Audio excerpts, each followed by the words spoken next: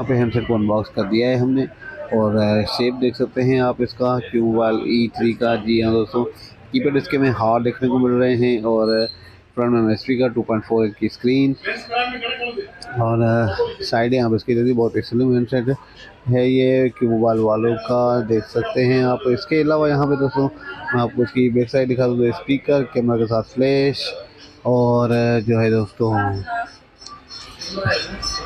इसके अलावा दोस्तों डाउन साइड में इसकी हमें 3.5 का ऑडियो जैक, माइक और चार्जिंग जैक हमें देखने को मिल रहा है। इसकी फ्लैश जो है इसके जो टार्च इन्होंने बताई है वो इसकी फ्लैश ही है, जिससे आप इसको टार्च में इस्तेमाल कर सकते हैं।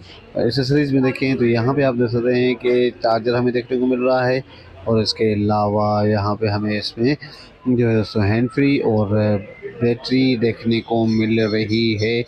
तो 1800 mAh की इसकी बैटरी है। तो मेन्यू आप देख सकते हैं, ये है क्यू मोबाइल वालों का E3 और उम्मीद है ये वीडियो भी आपको पसंद आया होगा। मिलते हैं अगले वीडियो में, तब तक के लिए अल्लाह हाफ़िज़।